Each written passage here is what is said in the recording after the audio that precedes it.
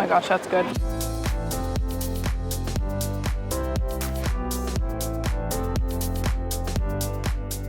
If you're looking to try some amazing Italian food, Venice has you covered. Today, we're walking you through the top spots that we ate when we visited Venice, and boy are they delicious. To start our food tour, we're grabbing some takeaway pasta from one of Venice's top pasta spots, Dal Maros. We just got some takeaway pasta from Dal Maros. This was a place that we were told we have to try whenever we're in Venice. It was pretty inexpensive and they actually give you a whole lot of pasta. So we went with sort of the classic tomato sauce and spaghetti pasta. And then we also have some really creamy looking pesto here. And the only tricky thing with this pasta is they don't really have a place to sit. And in Venice, you're not really supposed to sit in public squares or on steps or anything. So we traveled all the way back through St. Mark's Plaza and we found a bench on the Grand Canal here. I think we're good here, but we'll see if anybody shoos us away. This pasta is looking absolutely amazing, so I'm gonna go in for my first bite here. One thing I'm noticing is the noodles look extremely thick, not at all like the spaghetti you would get out of a box. Oh my gosh, that is actually incredible for takeaway pasta. The tomato sauce itself tastes extremely fresh. It has a decent amount of acidity to it, which is really great. And it's extremely well seasoned. Wow, that's so good. Excited to try the other one. Okay, next one we have here is the pesto. This one looks different than any other pesto pasta I've had. It looks really creamy, and the noodles even kind of look like ribbon noodles. And it also looked like they garnished it with pine nuts on top. So really interested to try this. I'm not really sure what it's gonna taste like. Oh my gosh, that's good. It tastes like traditional pesto, but so creamy. And I think the noodle shape really helps with that. It kind of coats the noodles perfectly. Wow, that's really good. A pretty amazing view to eat these up. They gave us a whole lot of pasta, so let's see what damage we can do. I think this is the hottest I've been eating pasta. I think the pasta got hotter on the way over here.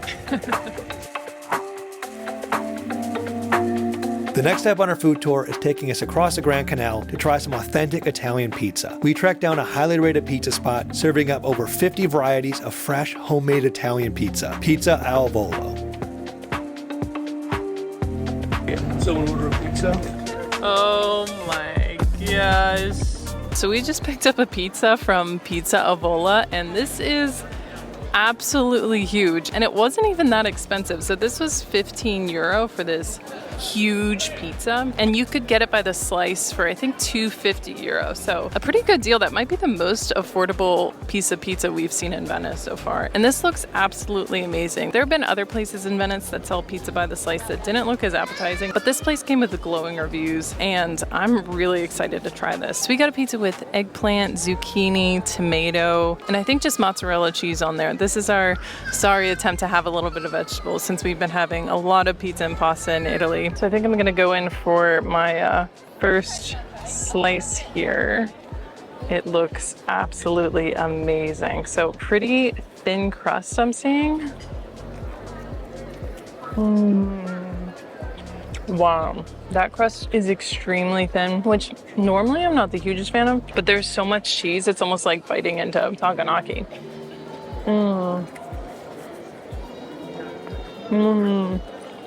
And I love how the eggplant and zucchini is cooked through it. That is a really good slice of pizza for a very affordable price. We are really hungry and really happy right now. I don't think I've seen Michael as happy as whenever he walked out of the pizza shop and realized our pizza was gonna be this big. So we're really excited to eat this. And I'm sure Michael's dying to dive in, so I'm gonna let him eat too.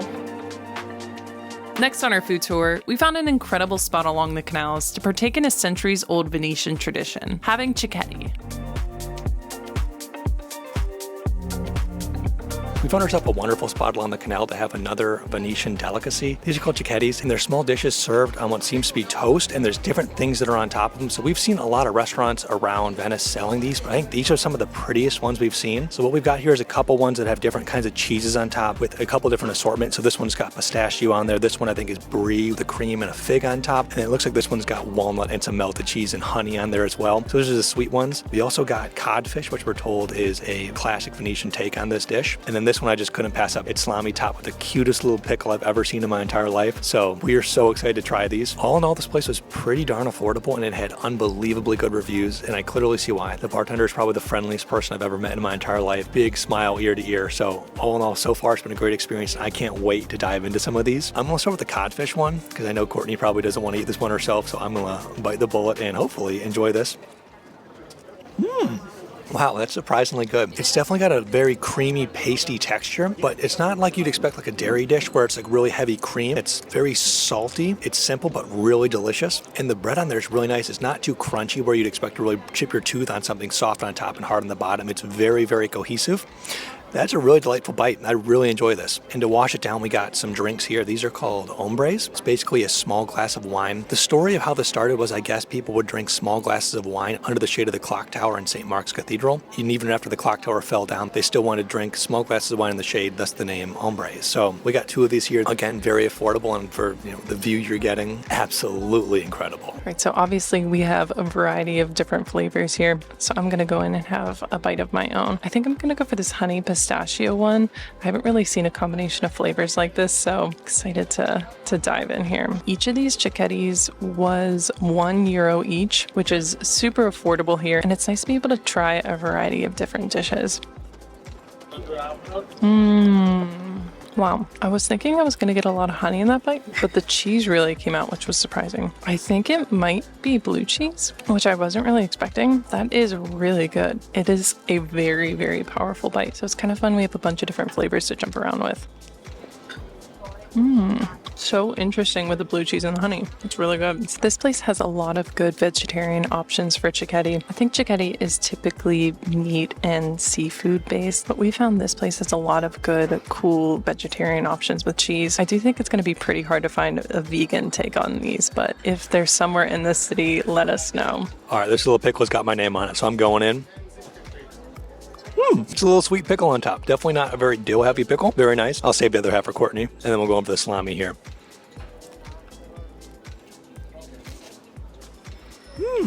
Incredibly fresh salami. Way better than the bag stuff you find in the grocery store. All in all, good salami and bread. Can't complain about this one. And I think this one might be the prettiest one I've seen. It's got what looks to be a walnut on top. Melted cheese is just pouring out of there. Nice garnish on top with some greens. And it looks absolutely delicious. So I'm going to dive in here. I have no idea what cheese this is.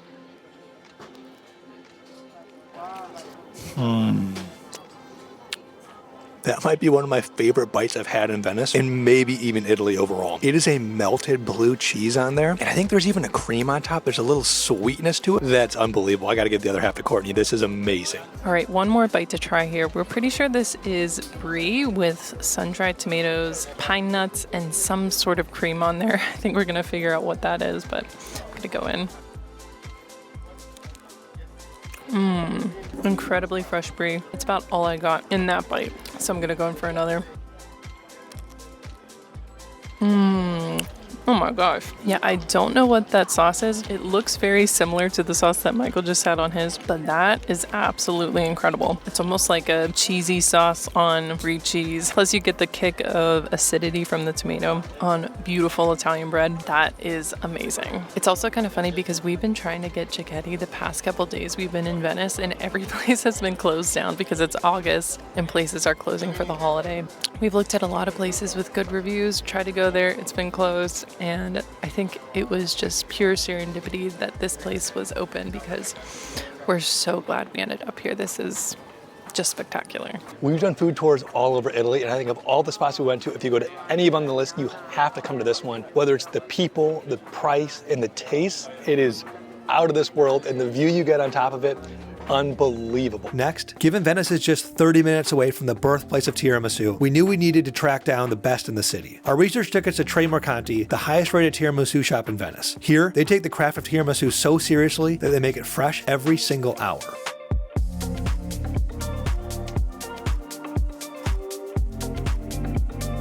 We are in Tre Mercanti. We're told this is the best tiramisu in Venice. What's kind of cool is you can actually see them making it in the window outside, and the layers are pretty prominent whenever you look at this. So this was €450 A little pricier than other tiramisus we've had, but I think it's gonna be worth it.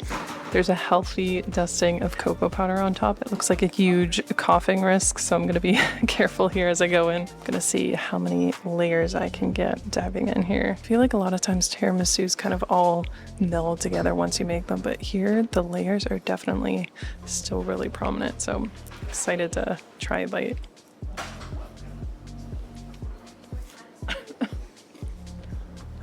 I knew it was gonna make me cough. Oh my gosh.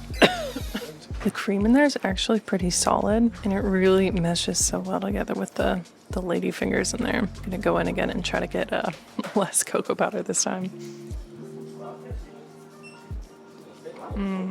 It's so light and airy too. That is absolutely incredible. I feel like Michael Scott from The Office eating tiramisu. Gotta be careful. Hey, David. I'm sorry, I'm eating tiramisu. Look how thick that cocoa powder is. It's so good. They also sell pistachio and I think like a speculoos cookie butter flavor if you're interested in that. But we just went with the traditional and man, are we happy with our choice. It's really good. Only one bite in. Cocoa powder on the nose. The next stop on our Venetian food tour took us to the Rialto Market, the lively marketplace near Venice's famed Rialto Bridge. We'll cover the Rialto Bridge, as well as all the other best sights and prettiest spots in our upcoming Top Things to Do in Venice video. So be sure you subscribe so you don't miss that. Our bellies helped us track down a highly rated sandwich shop we heard that we needed to try when in Venice.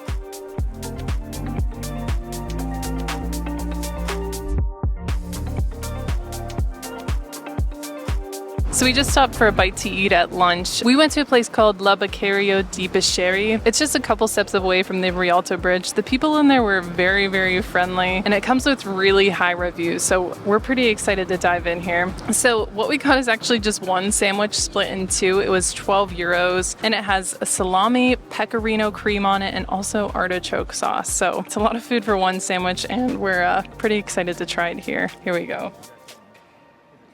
Oh man. He's giving me the eyes. All right, going in.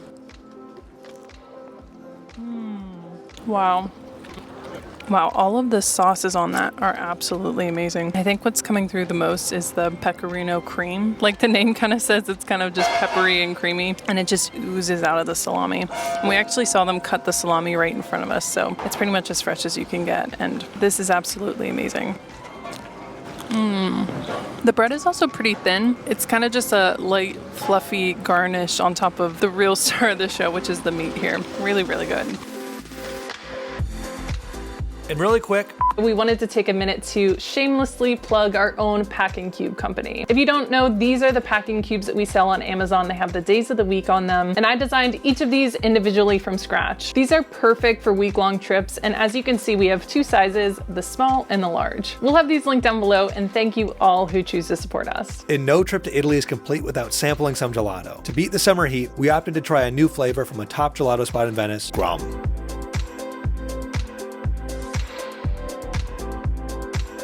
The next stop on our food tour is a classic Italian dessert, and that's gelato. We picked this up from our favorite gelateria, and that's Grom. We've actually had Grom in a couple cities. We've had it in Rome, Florence, and now we're having it in Venice. So we know it's good, but we've never had these flavors before. So we got, I think, what is their most famous flavor, Crema di Grom. I actually don't know what is in it, but it looks incredibly creamy. And we also got our second flavor is like a vanilla chocolate chip. So we're hoping they pair pretty well together. It's a hot day and it's melting quick, so I'm gonna dive in.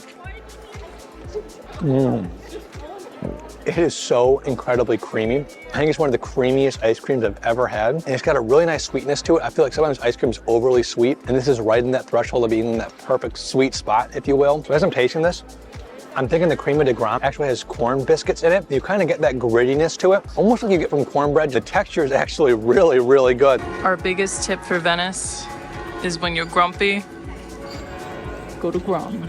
And since we clearly enjoyed our sandwich so much earlier in this video, we ended up returning for a different kind of sandwich from this same shop another day of our trip.